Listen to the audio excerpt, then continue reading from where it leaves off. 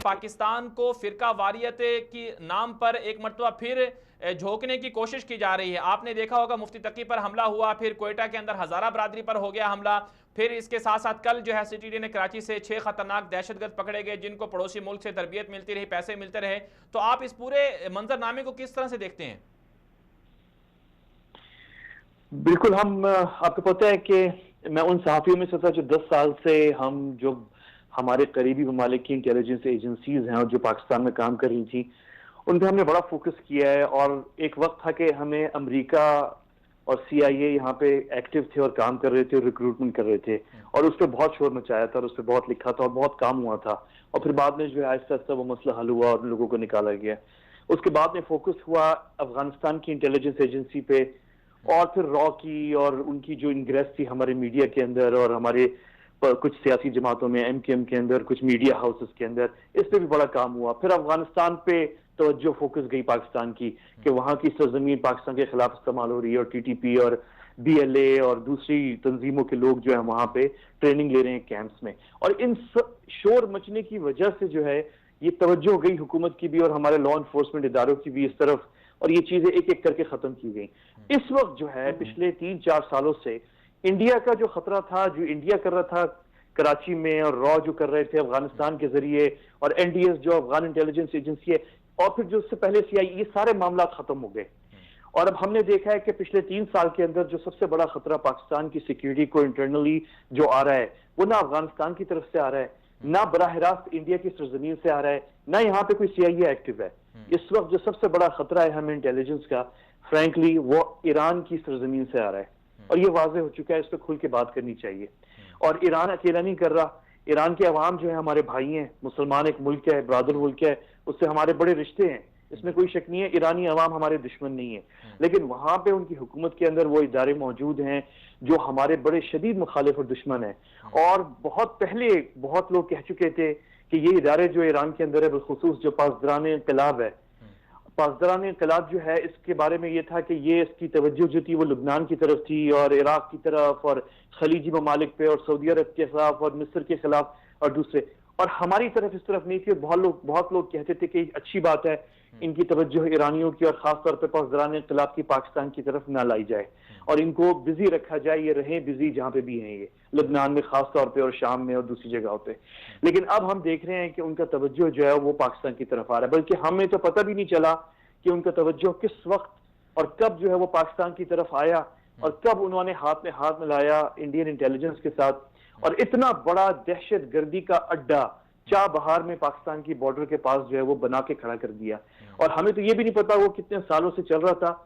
हमारे इंटेलिजेंस इदारों ने यकीनन जो है जब डिब्रीफ किया गुलबशन यादव को, जो कि कमांडर है इंडियन नेवी का और सीनियर ऑफिसर इंडियन इंटेलिजेंस का, तो उससे ये मालूमात निकाली गई होंगी। उसने किस हद तक सही बताया, कितना मिसलीड किया होगा, ये हमें तो नहीं पता, लेकिन डेफिनेटली कई सालों से जो है हमारे बॉर्डर पे ईरान के पासदारान इंकलाब ने एक अड्डा बना के खड़ा किया और इसमें उन्होंने टारगेट किया तमाम पाकिस्तानियों को। लेकिन बिलखुसूस मैं आपको सिर्फ ये बताना चाह रहा हूँ, और ये बहुत जरूरी है, पाकिस्तान में लोगों को पता चलना चाहिए कि हमारे यहाँ जो अकलियतें हैं, जो हैं, जो मकाते पे फिक्र हैं, बिलखुसूस जैसे कि आपको पता है बोहरा मुसलमान हैं जो कराची में होते हैं, इस्माइली हैं जो गिलगित बल्तिस्तान में खास तौर पे मौजूद हैं और कराची में भी हैं, फिर जो फ़िक़्ह जाफरी शिया जो हैं पाकिस्तानी, इनको खास तौर पे निशाना बनाया इन लोगों ने। इंडियंस भी कर रहे थे, और इंडियंस किसके जरिए कर रहे थे? वो MKM के जरिए कर रहे थे, MKM को ट्रेन कर रहे थे। वो हमारे पाकिस्तानी जो मुख्तलिफ मकातिब फ़िरक़े हैं उनके लोगों को, शेखों को और मशाइख को मारते थे, उलमाए किराम को, ताकि लड़ाइयाँ लड़वाएं। एक तरफ इंडियंस कर रहे थे, तो दूसरी तरफ जो बहुत जरूरी है, जिसपे बहुत कम पाकिस्तान में बात हुई है, वो जो ईरानी पासदारान इंक़िलाब कर रहे थे। और बहुत से लोग पूछते हैं, मुझसे भी पूछते हैं, वो कहते हैं कि कैसे हो सकता है कि ईरानी पासदारान वो क्यों मारेंगे शियाओं को, या शियाओं के खिलाफ क्यों एक्शन करेंगे? तो अब मैं आपको बताना चाहता हूं कि जब गुलबशन यादव जो है वो इतराफ करता है कि हम जो शिया ज़ायरीन है जो ईरान जा रहे होते हैं और ईरान के जरिए इराक, पाकिस्तान के सूबे बलूचिस्तान के जरिए, तो उनके काफिलों के ऊपर या उनके कॉन्वॉयज पर जब अटैक किया गया और हजारा बरादरी को निशाना बनाया गया क्वेटा के अंदर, और इसका इतराफ करता है खुद गुलबशन यादव। तो क्या वो जो सारी प्लानिंग ये कर रहा था, क्या पासदारान इंक़िलाब को नहीं पता इस चीज का कि वो शिया ज़ायरीन की बसेस को निशाना बना रहे हैं? क्या नहीं मालूम पासदारान इंक़िलाब को? 100% पासदारान इंक़िलाब को मालूम है, उनके मफाद में है। वो बहुत सालों से कोशिश कर रहे हैं कि पाकिस्तानी शिया कम्युनिटी बिलखुसूस उमूमन बिलउमूम और ख़ास तौर पे जो हज़ारा बरादरी है, इनको पूरी तरह ईरानी पासदारान इंक़िलाब की जो प्लान्स हैं, जो स्ट्रेटेजिक प्लान्स हैं, उनमें धकेला जाए और पाकिस्तानी शियाओं का कुल एतमाद जो है वो पासदारान इंक़िलाब पे हो जाए। और आपको पता है शिया मकतब फ़िक्र जो फ़िक़्ह जाफ़री मकतब फ़िक्र है, उसमें भी बहुत सारे मदारिस हैं, उसमें भी बहुत सारे मकातब फ़िक्र हैं। सारे जो है वो मुत्तफ़िक़ नहीं है पासदारान इंक़िलाब या ईरानी हुकूमत के नुक्ता नज़र से, और बहुत से ऐसे लोग हैं जो इनके साथ नहीं चलना चाहते। लेकिन आपको पता है कि दहशतगर्दी करके, धमकियां दे के और तेल का पैसा जो पासदारान इंक़िलाब के पास है, इन तीनों चीजों के जरिए धकेला गया बहुत सारे गैर ईरानी शियाओं को कि वो पासदारान इंक़िलाब के गोद में आके बैठें। और पाकिस्तान के अंदर क्योंकि तालीम थी, पाकिस्तान के अंदर क्योंकि पाकिस्तान जो है एक बड़ा ओपन मुल्क रहा है, तो पाकिस्तानी शिया जो है बाआसानी बहुत सारे लोग जज्बात में और अपनी मजहब के उस एतबार से ईरानी इंक़िलाब की तरफ गए।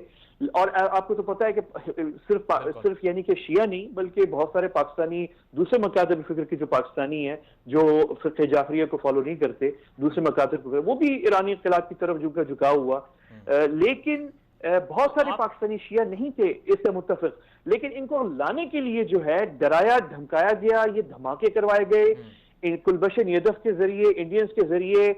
आप लोग एक तरफ से हजारा पे अटैक करो, दूसरी तरफ से हम जाएंगे और उनको कहेंगे देखा हमने तुमसे कहा था कि पाकिस्तानी तुम्हें मारेंगे, पाकिस्तानी तुम्हें नहीं छोड़ेंगे, तुम्हारा बका जो है तुम्हारी इसमें है कि तुम पासदारान इंक़िलाब के साथ आओ, जो हम कहते हैं वो करो, ईरान आके ट्रेनिंग लो और तुम्हारी लॉयल्टी जो है वो ईरानी रियासत और बिलखुसूस जो है वो जो इस वक्त हुकूमत है ईरान की उनके लिए हो। तो ये जो है बहुत बड़ी गेम खेली गई है। अनफॉर्चुनेटली इस पर पाकिस्तान में बहुत कम डिस्कशन हुई है।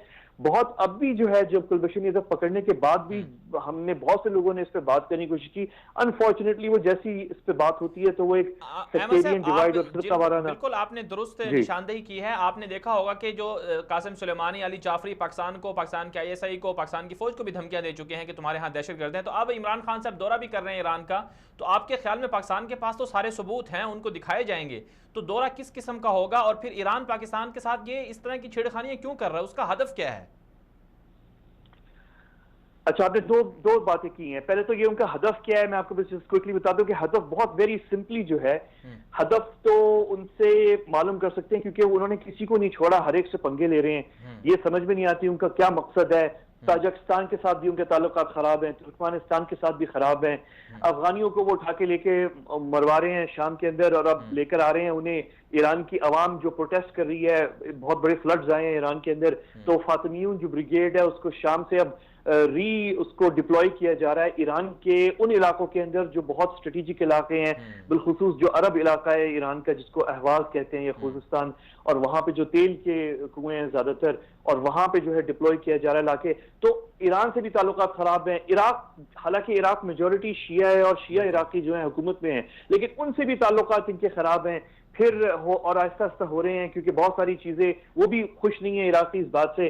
आपको पता है फिर वो जबान का भी मसला आ जाता है। फिर ये भी इशू आ रहा है कि वो देख रहे हैं कि इराक एक रिच मुल्क है, तेल है उसके पास, लेकिन ईरानी पासदारान इंक़िलाब या इंटेलिजेंस जो है वो हावी होने की कोशिश कर रही है जिसको इराकी पसंद नहीं करे। फिर उन्होंने लड़ाई मिस्र से भी की, मोरक्को से भी की, खलीजी ममालिक से भी की हुई है।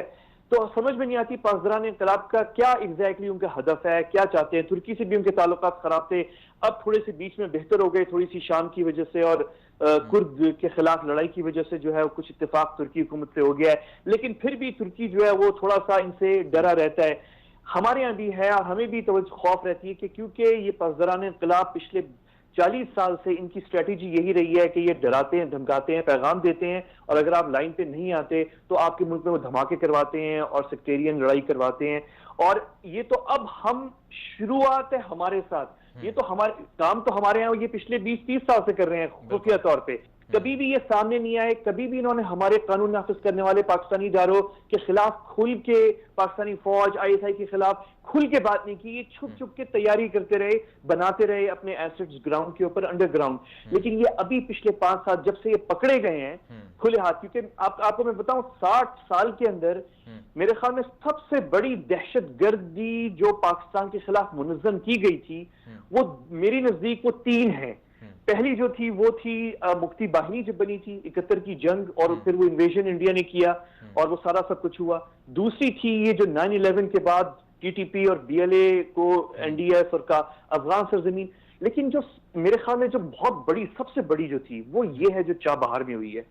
ये पाकिस्तान की हमारी हिस्ट्री में इतने बड़े पैमाने के ऊपर ना अमरीकियों ने किया है, ना अफगानियों ने शायद इतना बड़ा किया है। इंडियंस तो खैर हर जगह इन्वॉल्व रहे हैं, उधर भी थे बांग्लादेश के वाकये में, और ईरानियों के साथ इधर भी मिले हुए हैं। लेकिन इंडियंस ये काम नहीं कर सकते थे इस पैमाने। अफगानिस्तान में तो कम से कम हम गिला करते हैं कि एनडीएस है, कुछ अफगानी हैं जो इंडिया में पढ़ लिख गए और उनके साथ मिल गए, लेकिन बहुत सारे अफगानी बाकी हैं जो हमारे साथ हैं।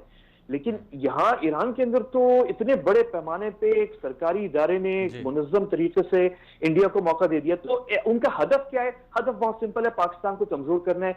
उनकी पासदाराना इनकलाब का तरीकेकार यही है कि किसी मुल्क से बराह रास्त ना लड़ो, अंदर से उन्हें कमजोर करो, सेक्युलरिज्म लेकर आओ। के हवाले से क्या कहेंगे?